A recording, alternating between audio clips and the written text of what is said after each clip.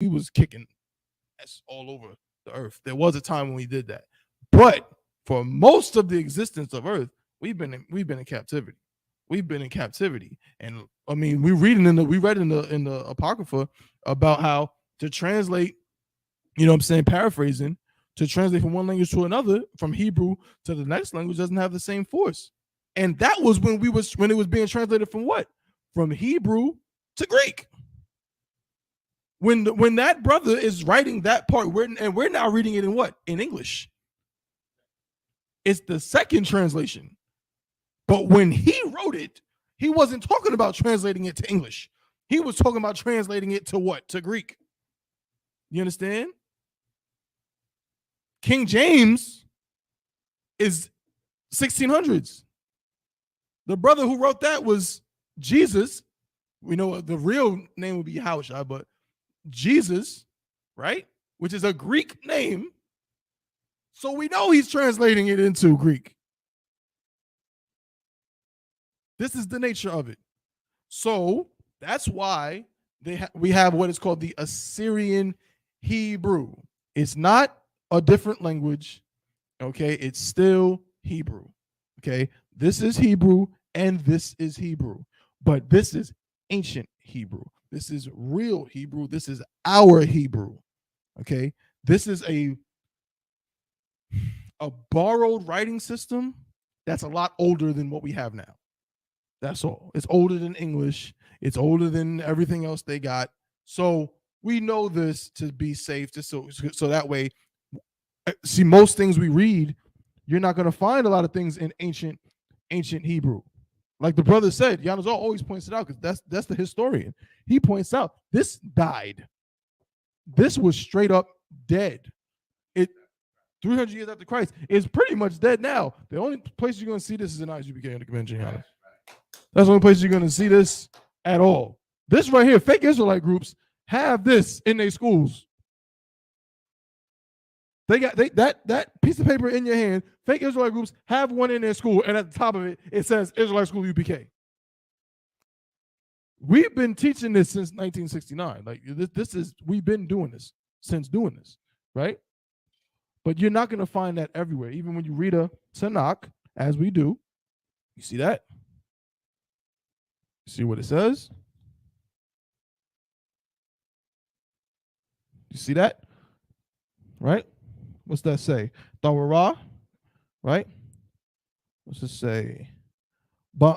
Banaya yum. Let's say Kathawabium, right? Whatever that means. I'm not too sure what that exact phrase means, but that's what that says, right? But yeah, if you look at the words in here, you will see it's entirely written in what is called Assyrian Hebrew. Assyrian. And in the Sabbath service, this is what we read. You know what I'm saying? What we got here? Ashar, Yakora Yabwa, right? Mamana, Korabun, La Yahweh, Kal Ashar Yathun. We read this. But what did I just read? What did I just say? When I pick this up and I go, Nara, Yahaya, Hashakwal, right?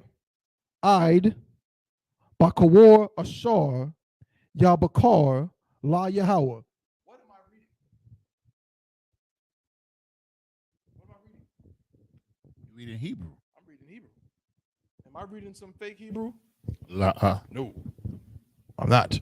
Because if I give this to some cat whose name is Cohen, right, and tell him to read this, you know what he's going to say? He's going to say, Lacham, Eth, Qadash.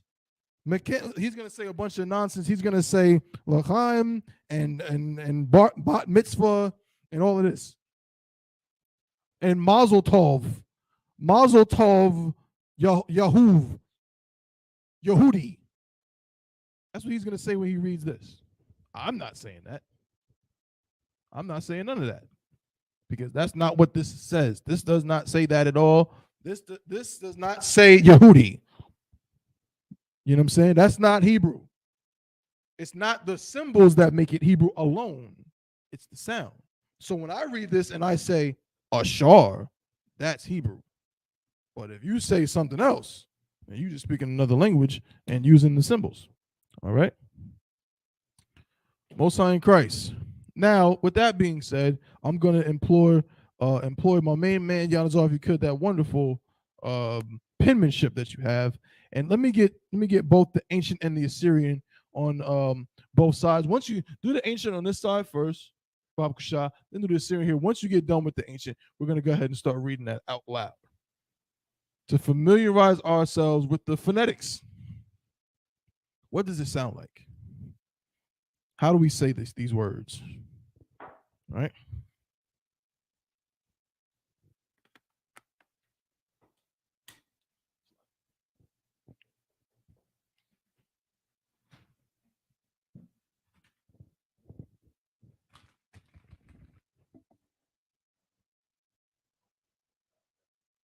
It's right here. My bad. I thought I handed the right one to you. Yeah, no sweat.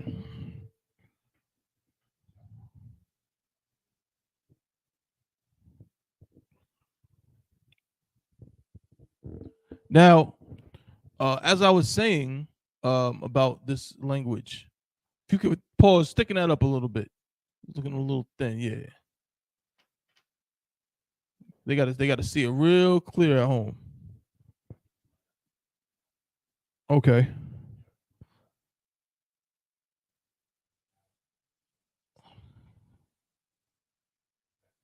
That's better for sure.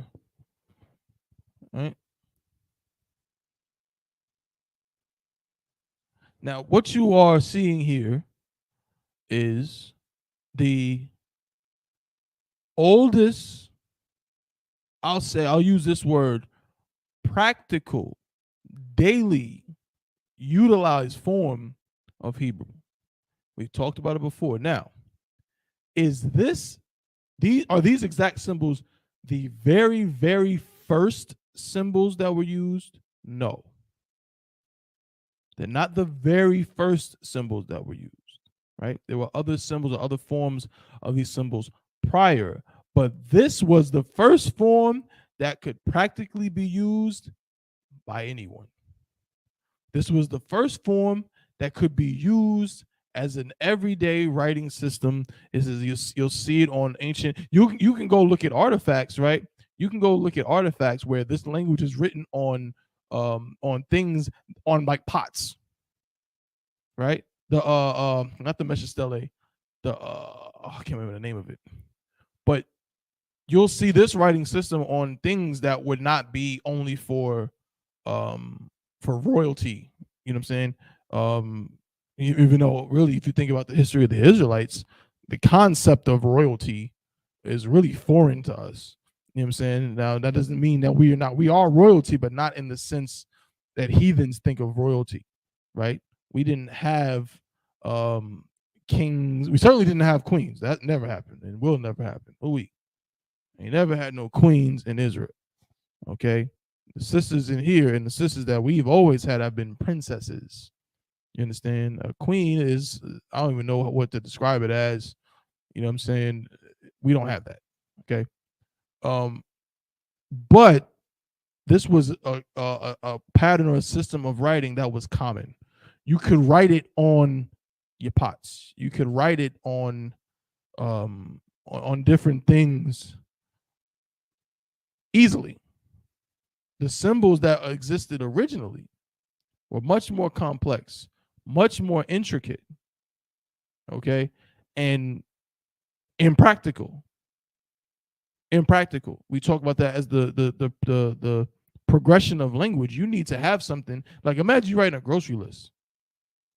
If I imagine it to write instead of writing apple, I had to draw an apple. Now I got to draw this. I have to find a way to draw this perfectly so that way no one mistakes it for an orange, a peach, a grapefruit, a lemon, any other round fruit of any kind. So just drawing a picture of an apple is just not practical. It won't work. So what you're looking at is the first or the oldest practical form of the language. that we can use to get these words out and make it make sense and make it very readable. Okay.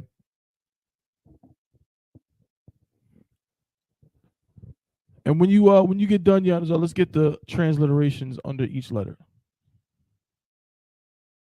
Kind of take your time. Take your time. Right. I'm gonna go ahead and get started on the ancient here. Right. So if you notice how it's written out, you want to take your attention to the upper right corner on the left side, because in Hebrew, unlike this bastard tongue called English, we do not read it from the left to right.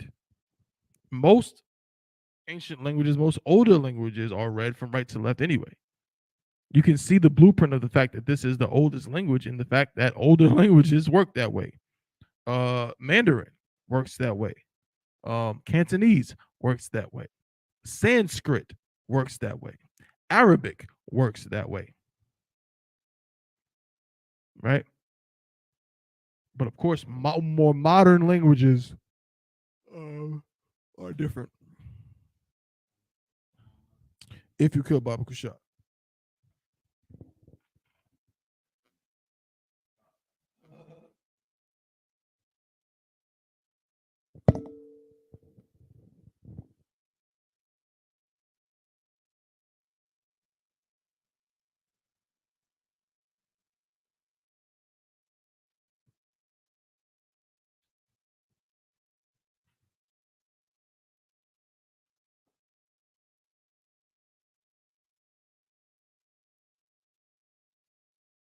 What is this process that he's doing?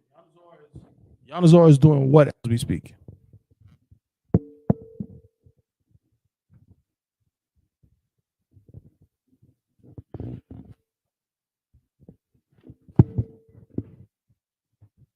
Said the word a few times in class already. He's not translating, there we go, transliterating.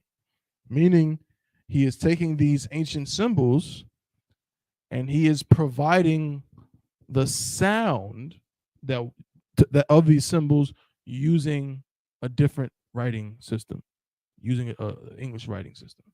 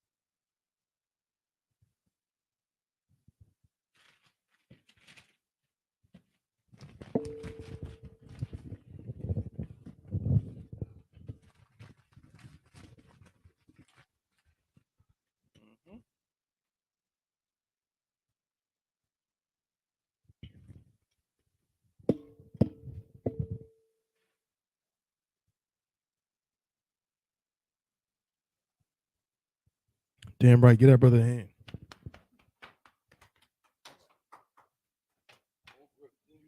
Not one time because he's been doing this. No, don't feel bad, Lucis. No sweat, no sweat. We're gonna run it down. Let's all do it together, all right? So we're just gonna read it. We're gonna go nice and slow, right? And just get this pronunciations out. All right, y'all ready? Here we go. 1, 2, 3. Ah, ba, ga, da, ha, wa, za, ha. Let's stop. All right. This symbol, this sound is not ka. It's ka. It's softer, right? Again, it'll take time. You don't want to turn it into L'chaim. You don't want to turn it into Eddie Murphy in Coming to America. You don't want to turn it into that, but it's softer than ka. It's ka. Ka. All right? Here we go. Ka, ta, ya, ka, la, ma, na, sa, I. Right? This symbol represents what? I know you know. What does this actual symbol represent? Take a guess.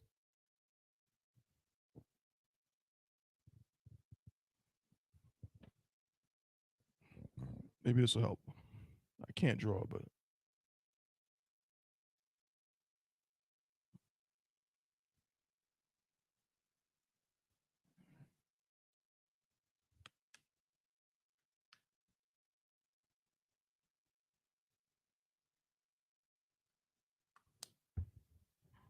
Damn right.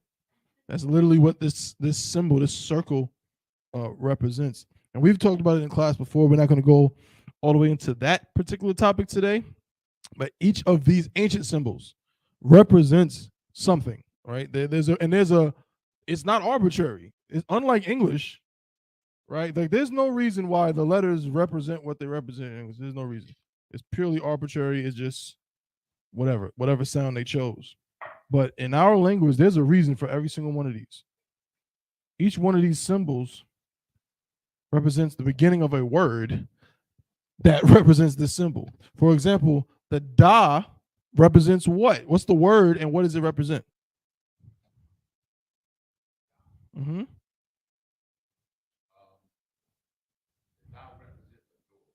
Right. The da comes from the word dalath, which means door. It represents the opening or the doorway of a tent. So imagine you have a tent, right? Like our Gadite brothers, our so-called Native American Indian brothers, make tents. And the doorway of the tent would be this fabric, right? Would come down and it would drape open like this. And this is the doorway of the door of the tent.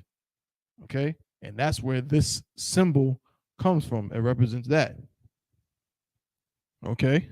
Let's finish them out and then we'll get a couple more just to round it out, right? So I'm going to keep going. Let's start from the top again. Y'all ready? Here we go. Ah, ba, ga, da, ha, wa, za. Good? A little softer. Ha. Ha. There we go. Ha. You'll get it. Ha. Ta. Ya. Ka. La. Ma. Na. Sa. I. Pa. Tza. Kwa. Ra. Sha. Ta. Okay. The symbol Ra comes from the word Ra'ash. Right. Ra'ash means head. Literally like the head, like of it can be literal or figurative. It could be your head on your body, or it could be meaning figuratively the beginning of something, right? Or the prominent part of something. And that symbol, this symbol, is supposed to represent a person's head. Imagine this is the neck. You've seen them from like a profile from the side. This is the neck. It's a crude way, but remember, you're trying to write fast. Like I said, this is most practical. Before this, it would have looked way different from that. Just like this Ah symbol is supposed to represent an ox or a cow, right? The head of the cow with the horns. But there was a time when it was almost like you had to draw a cow's head in order to draw this symbol, but it wasn't practical. Because how can I draw that or write that fast if I got to write something fast? Can't do it. Okay. And I'll show my favorite one before we go into the Assyrian and before we get into just understanding how the simple, basic way to use these letters to form Hebrew words, right? My other favorite one is the Qua. What word does the word, what is the Hebrew word that the Qua corresponds to? Before we even get to what the symbol is, what's the Hebrew word that it corresponds to? The Qua. Not Qadash. Close.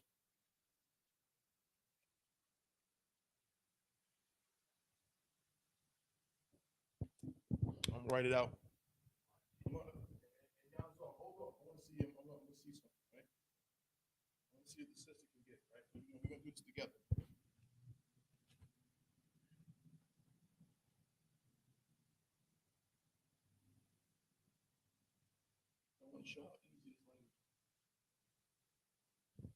Because it's our language, right? So sis, how we do this, how we read, is no different than we were taught to read in English. What was the first thing you were taught when you were learning to speak words in English, to read specifically? Who remembers what we were taught back in kindergarten, first grade? Like, what's the first step? Sound it out. That's the first thing we learned, right? Which is exactly. Let me tell you something. is way easier in Hebrew than it is in English. Way easier. Because there's some words in English that if you sound it out, it's like, what? Knife. How am I supposed to sound this out? Doesn't make any sense. How am I supposed to sound out words with P at the beginning where it's, how do you sound out psychiatrist? Psychiatrist? You understand? Psalms, right? Got to read the book of Psalms, right? But yeah, it's a lot easier here. So all we're going to do is sound it out. And we read Hebrew from which direction?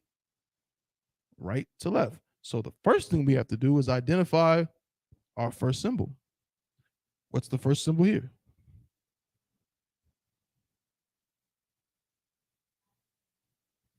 Close.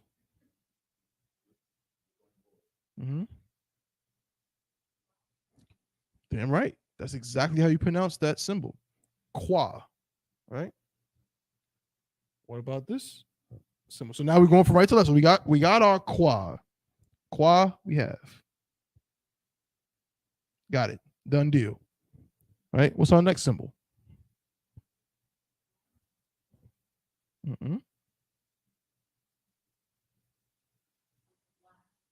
Wa. Beautiful. So we got qua. We got wa. And what's our last symbol?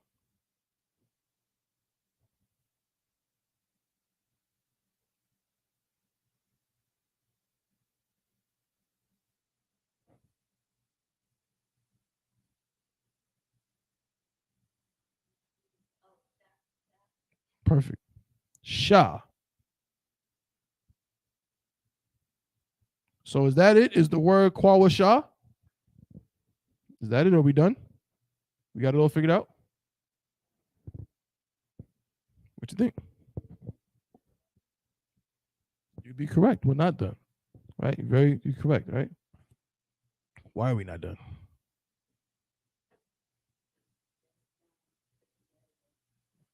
That's one way to look at it, right? We haven't really focused on these. Ancient Hebrew has these things called connectors. You'll see it on your paper there at the top, right?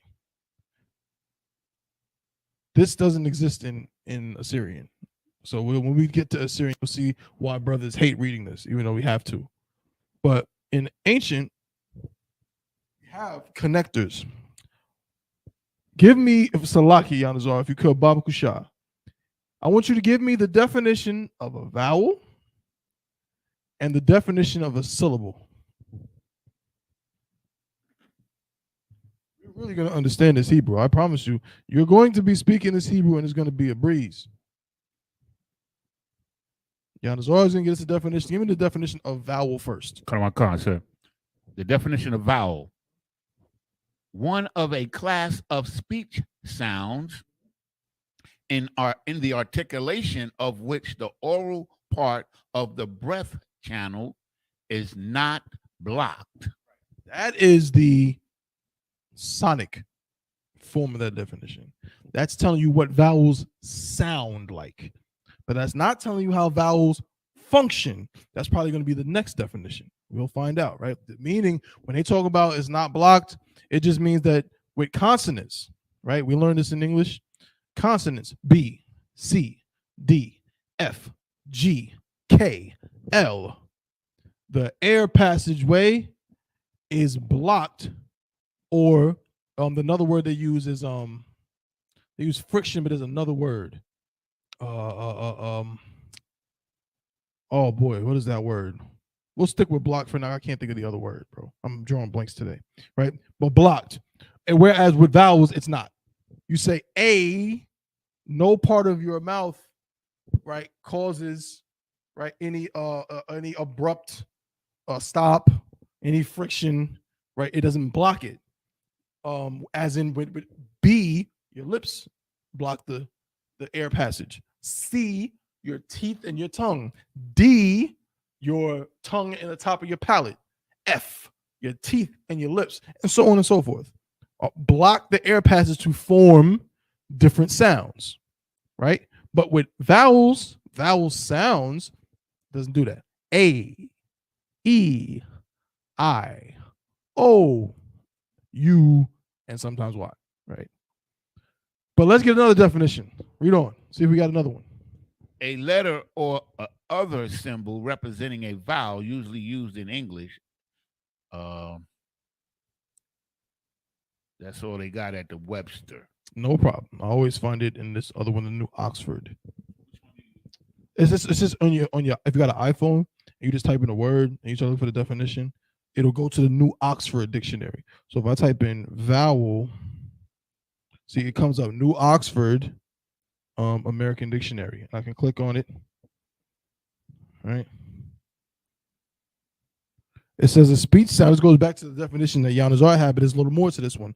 A speech sound which is produced by comparatively, right, open configuration of the vocal tract with vibration of the vocal cords, but without audible friction. And this is the important part, and which is the unit of the sound of a language that forms the nucleus of a syllable. The nucleus of a syllable. What does the nucleus mean? The middle part, the center of it, right? The nucleus of a syllable. This is just a fancy way of saying in English, you need vowels in order to form the syllables. So if I want to say it's I'm happy, I need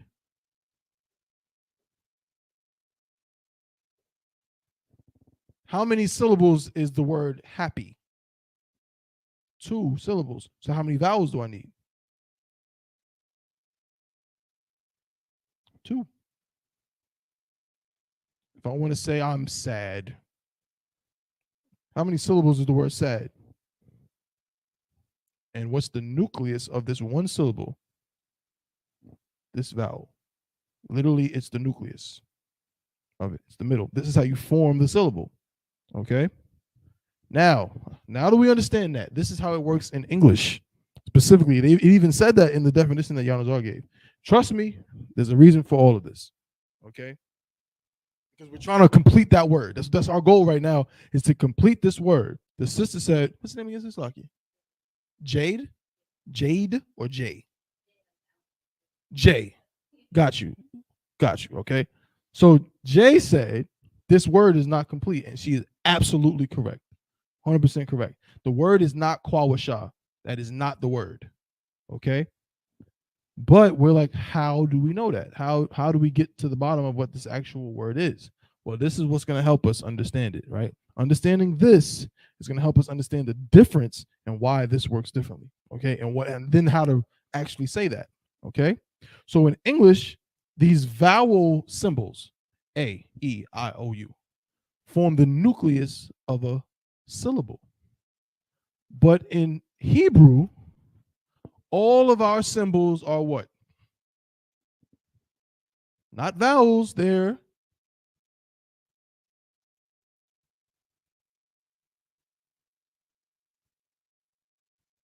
a vowel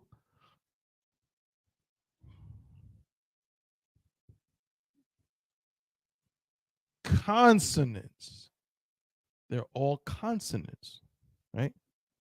How is that possible? How is that possible when it's ah, ba, ga? You can even hear the vowel in them. Ah, ah, ah, ah. Because of the function. Like we said here, these are the nucleus of a syllable. Sad, happy, mad, friend, whatever English word you use. This doesn't make sense without this. If you were to write this in English, what the hell is that? That's not a word. This is not a word. This either means like, this is either like an abbreviation for San Diego or something like that, but it's not a word. But our system is like this. When you see these symbols connected to form a word, you're not looking at, there's no vowels here. Each one of these is a consonant. The vowel sounds are implied. They're there, but they're not written. We don't have a letter to make this. So writing this would be like writing, it would be like writing sad SD, or writing mad MD, or any other word that you can think of. Faith, it would be like writing faith FTH, right? That's literally what you're looking at when you're looking at Hebrew. You're looking at a collection of consonants. None of these are vowels. None of them. The vowel sounds are implied, right? So when you see this qua, depending on the situation, that's what we're going to get to understand, you'll have to find out whether that implied sound, which is always a short A sound, whether it's there or not. Qua, wa, sha. As we wrote out. Qua, wa, sha. Okay, we're getting somewhere. We're getting somewhere, right? So now we know we don't have a written vowel system. It's just we have these consonants, and these vowel sounds are just there automatically. But then we have a situation where this may not be right, because this sisters, you said this isn't correct. I'm going to give you the final word to make it simple. The word is quawash. Quawash. That's the word. It's not quawasha. It's quawash. But how can we get to that? If we have all these implied vowel sounds, how do we have this sh by itself? This consonantal sound by itself without this ah. How do we do that? Simple. We have a thing called connectors. These things right here. So while English has A-E-I-O-U to tell you what the nucleus of the syllable, no matter what word it is. Let's think of Mississippi. I know I'm spelling this wrong.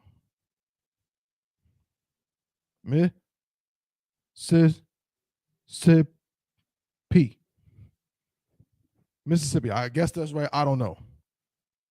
How many syllables in Mississippi? Mississippi.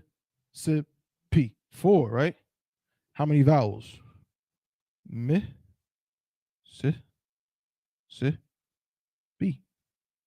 4 vowels to represent, to create the 4 syllables. We need to create, how many syllables is the word quawash? 2. It's 3 letters, but it's 2 syllables. So in order to do that, we have got to have something that shows us there's only 2 syllables. And what we have is these connectors. And what they do, so you'll see one that looks like this, and one that looks like this. When you see this that looks like kind of like a frown under a singular letter, it tells you that this letter carries its own syllable. It's its own syllable, meaning it carries that vowel sound with it. It's not a vowel. The symbol's not a vowel, but that implied sound, that implied vowel sound is there. It's there by itself. Qua. Where we at? Qua. By itself, qua. You're going to pronounce it that way. But when you see the kind of smile symbol, you'll always see it in between 2 symbols. Never under one syllable. Under one symbol. Salakia. Under one symbol. You'll see it under 2. What do you think that denotes?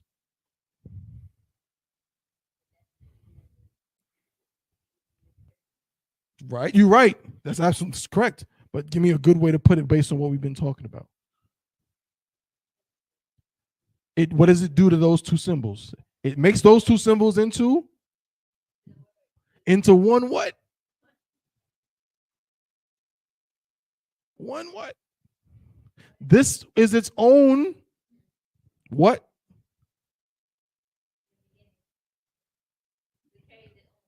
His own what? This letter, because of this, we know that this is by itself as a what? You got to get the word. In English, like we do with Mississippi, these vowels, A-E-I-O-U, are the nucleus of what? Pronounce what though? They're the The vowels are the nucleus or the center of Mississippi. That's for what? Syllables. So this symbol tells us that this symbol by itself represents one what? One syllable. Now this symbol takes two symbols. Excuse me, let me not confuse you. This connector takes two letters and tells you they form how many syllables? No, because that would be 1, 2, 3 syllables. It would be qua, wa, sha. But we need 2 syllables. Qua, wash. So what does this do to, you got 2 letters, but it turns them into, say it. One what? One what? Not symbol. The other word. Other S word. You said it before. There we go. My bad. I might have misheard you. Right. One syllable. Give her a hand. Damn right. That's it. One syllable. It eliminates this last one. Hold on, what I do? Yeah. It eliminates this and makes these 2 letters into one syllable. Qua is by itself. And then these 2, wa and sha, form one syllable. Wash. You understand? Okay. Now we getting it, right? And this word means what? Who knows what the word Qadash means? Like I said, each of these symbols represents an actual thing. Go ahead, Yanazar. The snare, the trap. I always show this picture because it's one of my favorite things. When I first seen it, I was like, yo, that's bugged out. That's bugged out.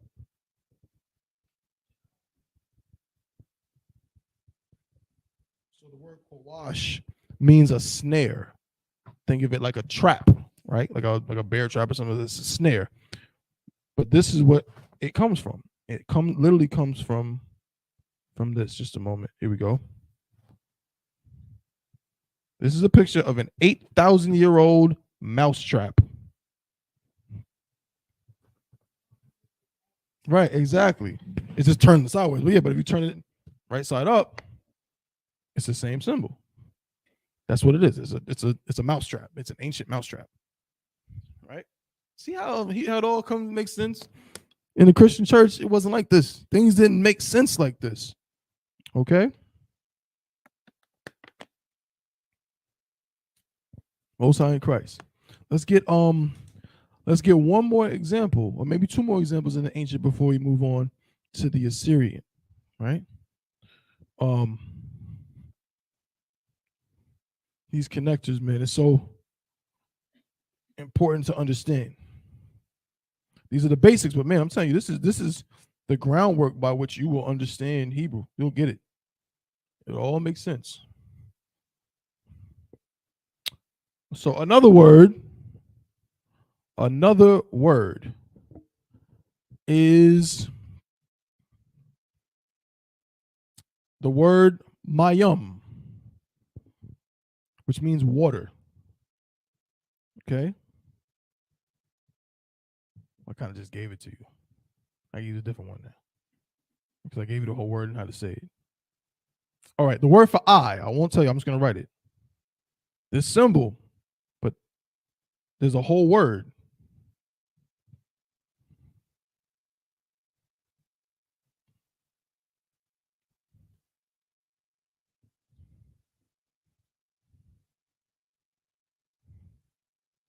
Now, what I want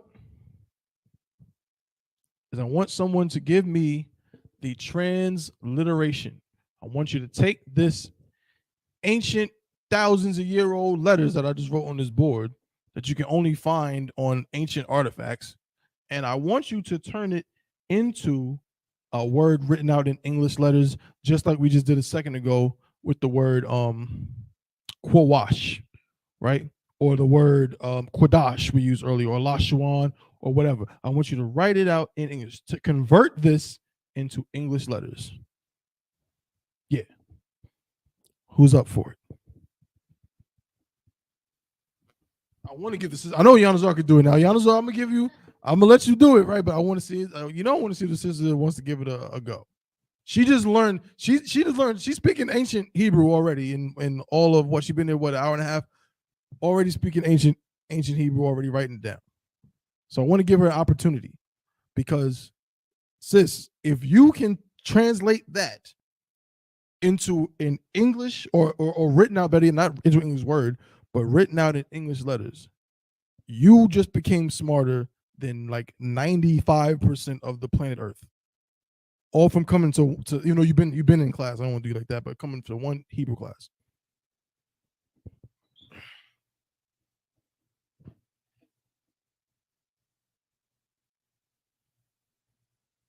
Go. Most I give her a hand. All right, sis.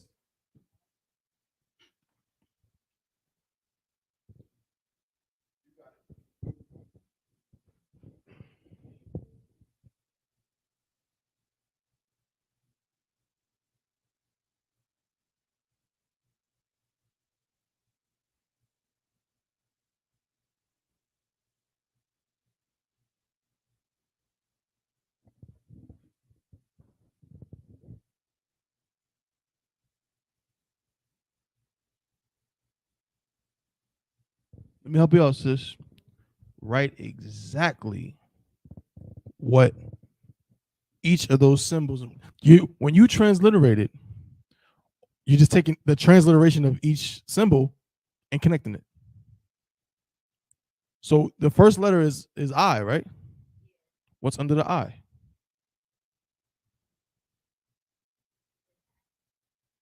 It's right there, right? But what's under it? That's what it is.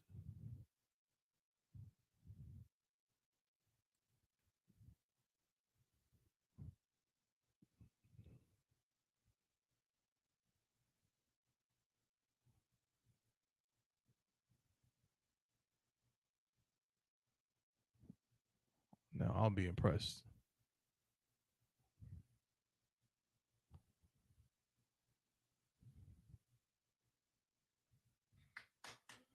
Hold on, not quite yet. That's exceptional. Or is that your final answer? Look at what we just learned from the previous word and look at that ancient Hebrew word right there. Look at everything connected to it.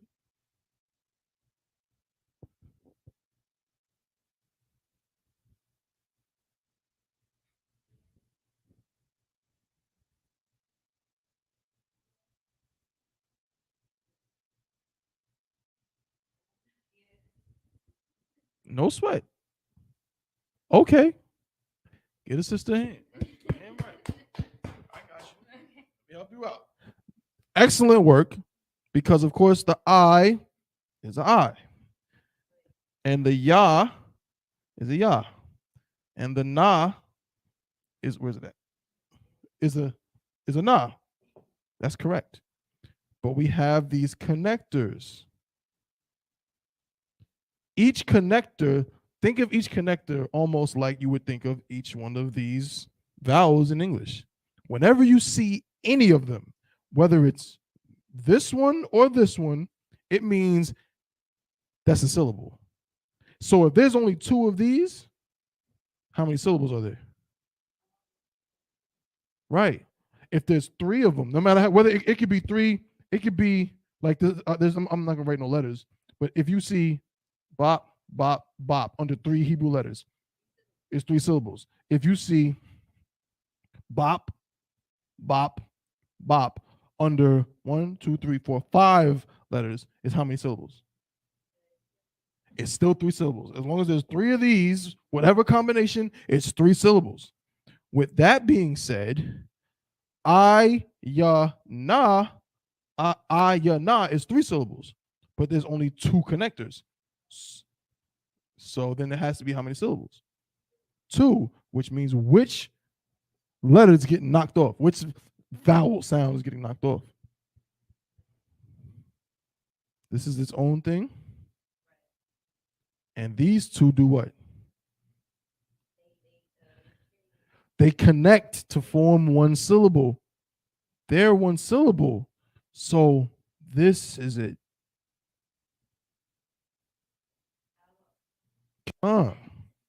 Ayun. That is the word. That is the Hebrew word for I. Ayun.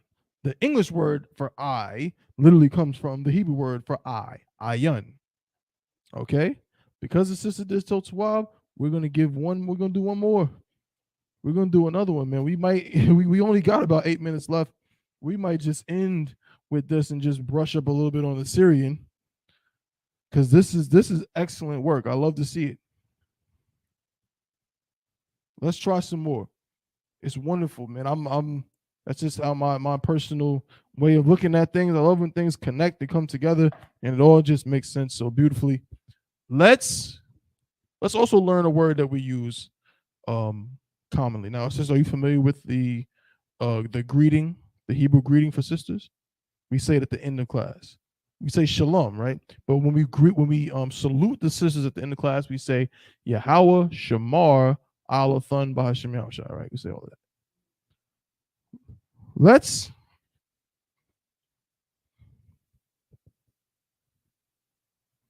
do this. Oh no, not yet, not yet, not yet. No, you good? Not yet. I got you.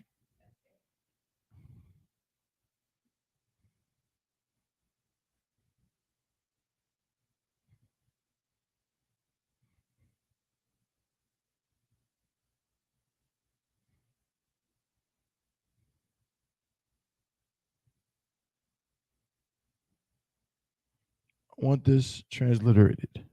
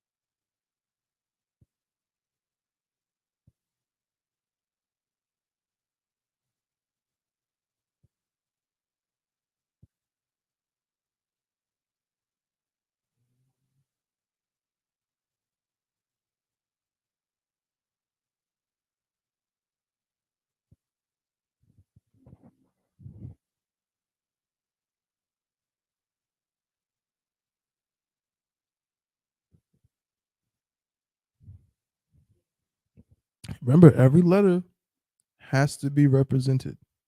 You cannot skip any letter. Every letter has to be represented.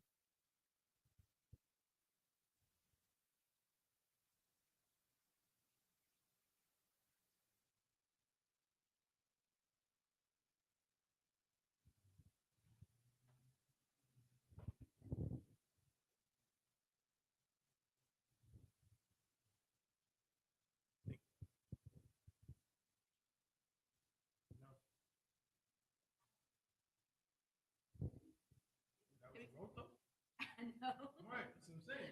You saying it, but what did you write?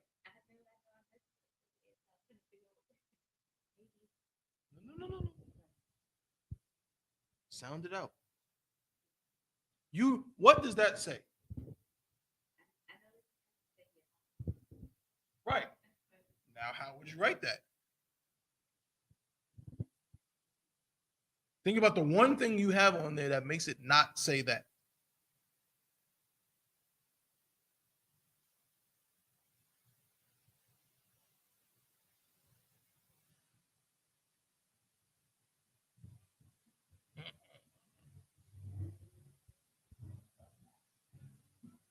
Hold up. Give her a hand. Damn right. That's it. That's it. Excellent. Yahweh. Right? The ha at the end is not silent. It's actually there. Right? Think of it just like a sound. Yahweh. Right? Four, remember we said earlier, they're each consonants. So now if you look at it, it's got erased a little bit, but there's no sweat. If you look at it, 1, 2, 3, 4 consonants. 1, 2, 3, 4 consonants. 1, 2, 3 syllables. 1, 2, 3 vowels. Now it's not always gonna perfectly work out like that. In the case of some of these, like the Shah, right? The Shah technically has 2 consonants. If you think of it in terms of English letters, S and H are 2 consonants, right? Or the Tha, T and H are 2 consonants. So it's not always gonna work that way. Or the same thing with the Ka, right? But the point being that these consonants, because guess what? This is what is called what? Who knows what this is called? We mentioned it today. Who knows what this is called? The Y, the H, the W, and the H.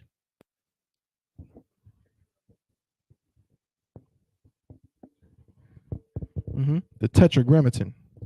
The tetragrammaton. That's what this is called. You'll see it written out like this. In ancient, it's written like this. In Assyrian, it's written like this.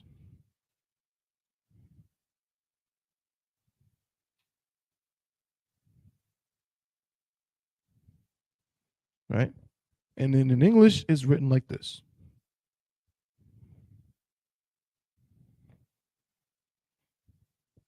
And it's literally written this way to reflect the fact that in Hebrew, whether it be in ancient or in Assyrian, there are no vowels. Each of these symbols just represents the consonants. Okay? But that's excellent work, sis. That's true. You just translated the ancient name of the Most High into English by yourself. Right? It's good work, right? And we can do this all day long. Any Hebrew word I give you, any Hebrew word I say, we can write it out. That means we can write out a whole sentence.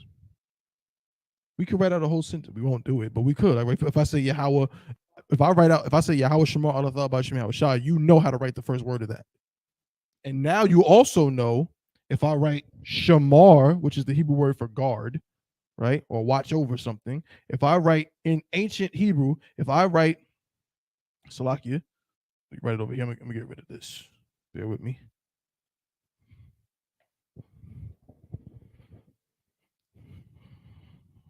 In ancient Hebrew, if I write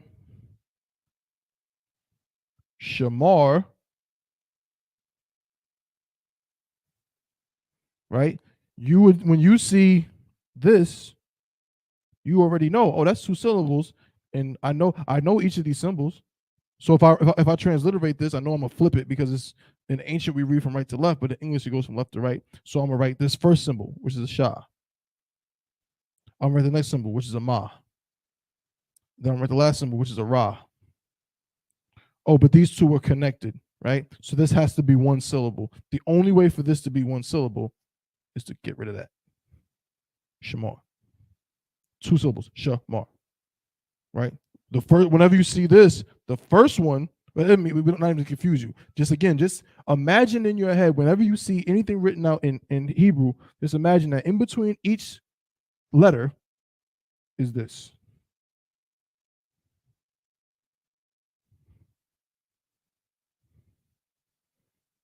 And guess what? There's going to be situations where it stays at the end. It's not always going to be cut off from the end, right? For example, you ever heard of the tribe of Levi, right? The tribe of Levi, if you write that word in ancient Hebrew, is written like this.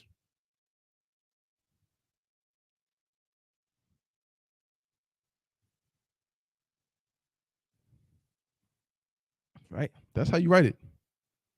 And the connectors are not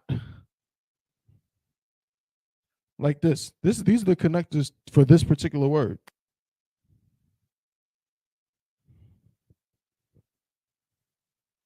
That's still how many syllables? two.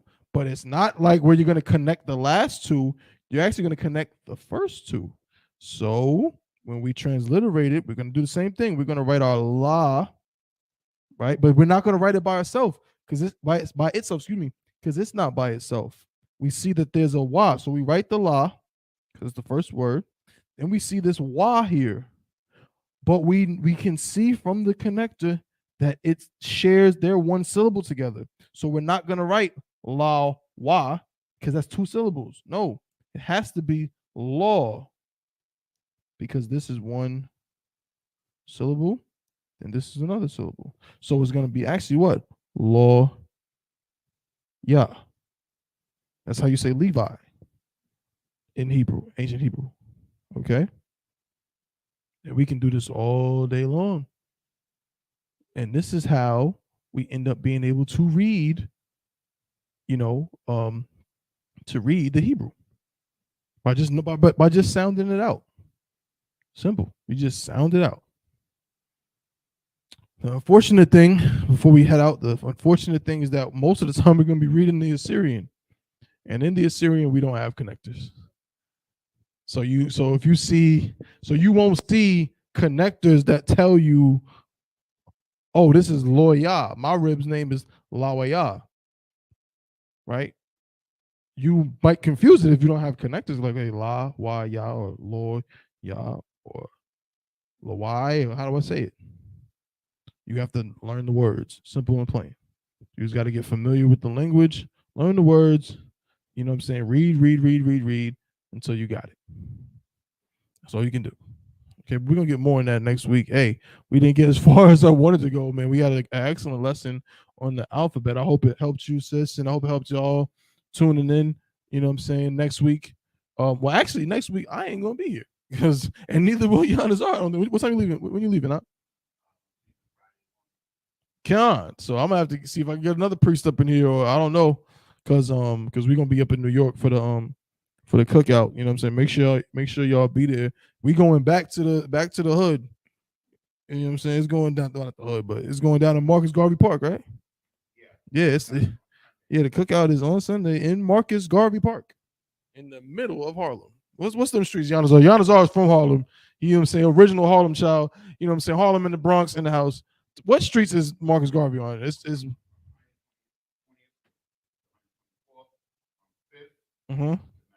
Most High in Christ. You know what I'm saying? I'm from Queens. I don't know what the heck he's talking about. But you know what I'm saying? Most High in Christ. We're going to be up in there. Again, the water to everybody for tuning in to today's class. Again, we're going to continue next week. I do want to get to learning some more vocabulary. I had some in mind today. And we're going to get talk about the 7 heads. And we're going to get the names of the 7 generals as well. We're going to do all of that. Okay? So if there's no question, is there any questions? Since you got a question related to anything we went over today? Shalom, Adawan.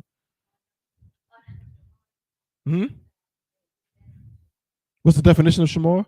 Shamar means to guard or to watch over, right? So in a few minutes, we're actually going to say the greeting, right? And that greeting, I'll put it right here real quick just so you can see it. All right, I'm just going to write it out, right? The greeting is this. For the sisters, it's Yahweh, which is the Most High's name. It's Yahweh. Shamar, Isle, Atha,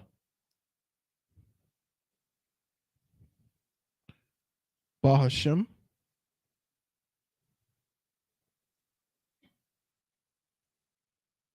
Yahushua.